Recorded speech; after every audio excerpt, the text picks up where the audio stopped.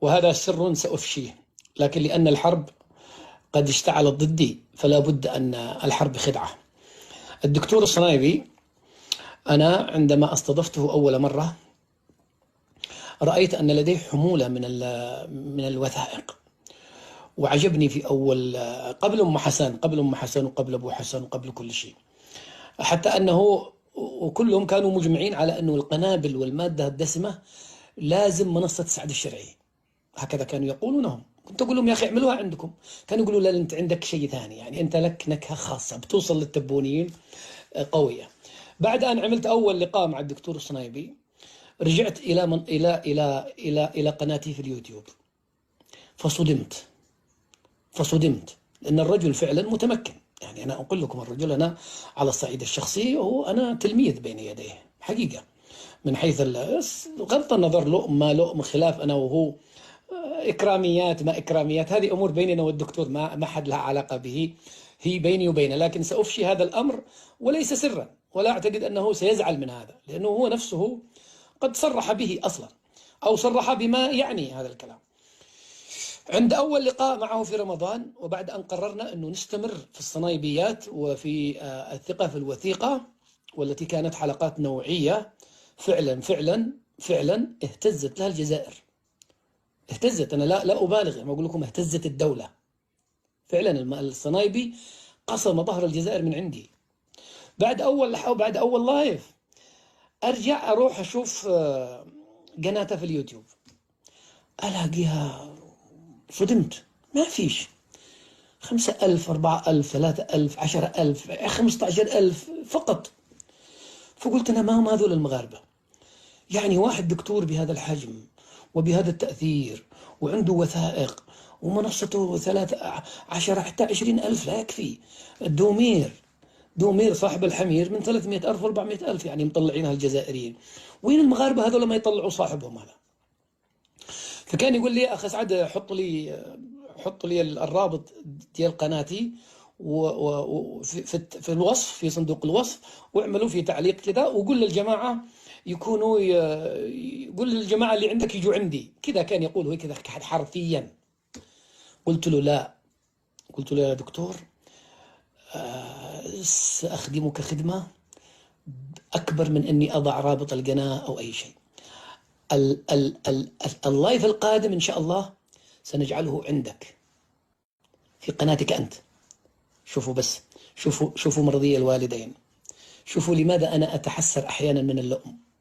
استمعوا إلي، أرجوكم تستمعوا إلي بقلوبكم، حتى الذي مختلف معي بقلوبكم، مع كل الاحترام والتقدير للشخص الدكتور الصنايبي، ما أقول فيه أي شيء. مغربي محترم متمكن، دكتور كان عامل على الناظور، يا أحد شخصية محترمة للأمانة. قلت له يا دكتور أنا سأفعل لك فكرة تقفز لك قناتك بسرعة الصاروخ. يعني في نفسي أنا أنه ما ستبذله أنت يمكن في 5 سنين أنا بطلعها لك في لايف واحد. قلت له طرحت أنا ما طلب مني هو، شوف أنا من طرح الفكرة عليه، أنه أنا سأعلن عندي في القناة، كانت شرعي تيوب التي أغلقت والذي طيروها الجزائريين، سأعلن عندي أنا أن اللايف عندك، ونضع رابط قناتك عند الناس في الإعلان. وفعلا انتقلت قناته في لايف واحد من 5 6 10 15,000 20 بالكثير إلى 200,000 و300,000 و150,000، واستمرت على هذا الحال إلى أن وصل إلى مرحلة ورجعت وانخفضت. وأنا أرى هذا خلل في المغاربة، يا إما أن الرجل نيته مش سليمة وربي ساخط عليه مو مرضي الوالدين، أو أن المغاربة هذولا فيهم خلل. لأنه سبحان الله أحيانا الله القبول، هذا القبول هو نعمة. القبول نعمة، مو قضية مغربي وغير مغربي. يعني قد يكون هذا الشخص ما له قبول سبحان الله لحاجة في نفسه، لأن الله داري. أحيانا أنت كذا تحب شخص لا تدري لماذا تحبه، وتنفر من شخص لا تدري لماذا تنفر منه. وطلعتها له، وبعد ذلك اختلفت معه وأحرجني مع بقية الدكاترة لأنه بقية الدكاترة كان كل من ما يجي قالوا اعمل لي مثل الصنايبي، اعمل لي حلقة عندي. وبعد الدكتور الصنايبي يعني سبحان الله أنا عملتها له مبادرة واحدة، فإذا به في الترتيبات الأخيرة يريد نفس الشيء، يقول لي أخ سعد تعال أنت عندي قناتي حاورني في قناتي. قلت يا دكتور أنا عملت لك دفعة معنوية لقناتك وانتهى ما شاء الله، قناتك من 10,000 إلى 150,000، فين تلقى هذا الدفعة؟ ما تلاقيها. فإذا به طمع، قال لا كل الحلقات عندي. آخر شيء اختلفنا معاه، آخر شيء حاولنا نعملها من عندي ومن عنده، وجاء الصبي اللي بيشتغل معاه وحاولنا نربط البرنامجين مع بعض ما قدرناش. وهذاك اليوم جاء طاري إكراميات وما إكراميات، لأنه لما يكونوا مع سعد الشرعي يعني تكون إكراميات تلقى في التعليقات $20 $50 $30 له، وأنا وإخان ولا بني ولا دولار يعني حتى لهم يا أخي، يعني حتى في الإكراميات كنت نقسم الحب نصين أنا وياك.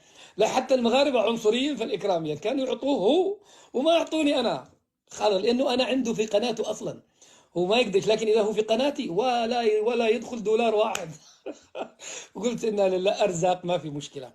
هذا بس عشان أذكر الدكتور الصنايبي، وهو للأمانة لم ينكر، للأمانة الرجل أنصفني وطلع في لايف من اللايفات بعد قنبلة أم حسن وقال حرفيا، قال أنا ظهرت في كل القنوات الفضائية والله لم أرى أثرا كما ظهرت مع هذا الرجال ومنصة هذا الرجال البسيط أسعد الشرعي. قال أنا عمري عايش في مدري كم وكان موظف في الدولة ويظهر في القنوات كلها. قال والله العظيم عمري ما حد سلم علي في الشارع ووقفني يتصور معي إلا لما طلعت مع أسعد الشرعي. اليوم أسعد الشرعي خايس، أسعد الشرعي اليوم عدو للوطن. اليوم أسعد الشرعي يجتمع الصنايبي مع مجموعة للدفاع عن الوطن من أسعد الشرعي. الله، ولا يحيق المكر السيء إلا أخي سعد، إني أنتظر في السيارة يا أخي أسعد، إني أنتظر في السيارة من فضلك. حاضر حاضر حاضر، أنت إن شاء الله أنت بعد والد العاصمة. هذا بس نذر يسير. لو أحكي لكم قصص من يعني أنا لا أريد أن أذكر أحد، والله لا أريد أن أذكر أحد، لكن هم قد تجنوا وظلموا وشوهوا. ظلم الله ما يرضى بالظلم، لكنني قاد بنفسي أواجههم كلهم، لأنني أنا أقف على أرضية صلبة. أنا مرضي الوالدين وبوصلتي واضحة، وهؤلاء بما فيهم للأمانة. الدكتور الصنايبي كان لئيما، أقولها والله من ألأم من رأيت في حياتي.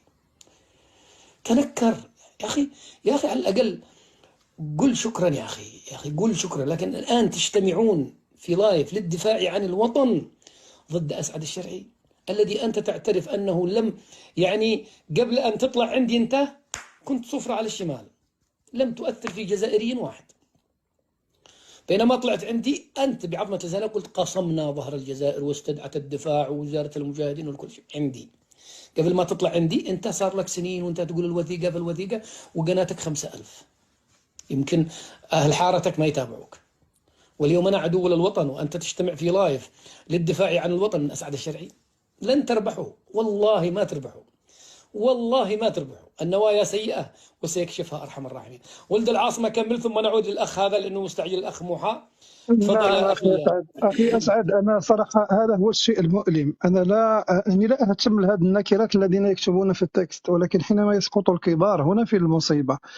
ومن باب الإنصاف أنه الدكتور الصنيبي كان في منصته ودخل عليه ياسر بأسلوبه البكاء: لقد تكلم فينا الشرعي، لقد طعن في المغاربة، الأسطوانة المشروخة.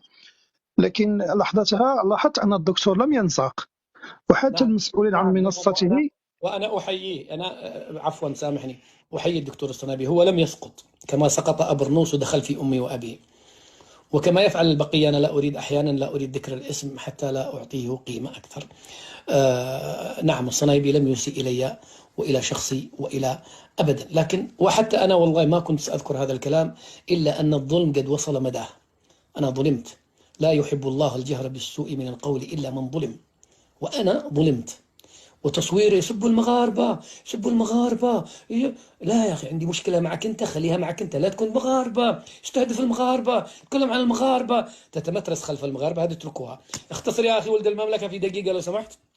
طيب أخي أسعد، بارك الله فيك. أنا مسألة أخرى، يعني نصيحة أخي أسعد، عليك أن تعلم بأن عموم المغاربة وأغلب المغاربة ما عرفوا هؤلاء الإخوة إلا عن طريقك. هذه كلمة حق، أحب من أحب وكره من كره. أنا ما دخلت التيك توك إلا بعد أن رأيت فيديوهاتك في التيك توك. التيك توك بأكمله ما عرفته إلا بعد أنني تتبعت الفيديوهات ديالك. مسألة أخرى أخي أسعد، بارك الله فيك.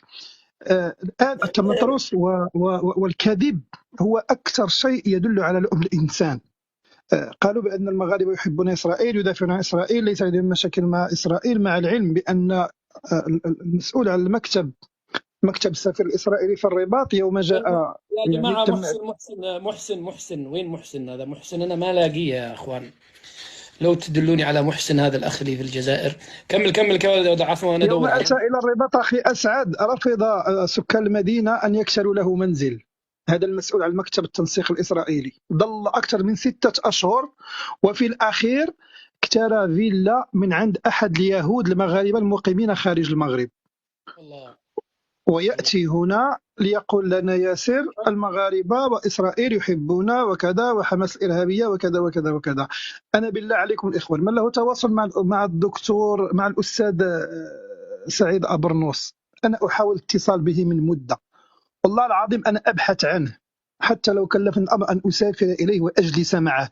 الرجل عاقل، لا أدري كيف انطلت عليه هذه الأمور، لا أدري كيف انجر وراء هذه الأسطوانة المشروخة. أنا لحد الآن أستغرب. البارح جالسون ويعدون عدد الأسود وعدد الأرباح وعدد كذا كذا، وفي نفس الوقت يقولون عن أسعد مسترزق. يعني هذا أمر مشين، هذه قمة التناقض، هذا انهيار أخلاقي.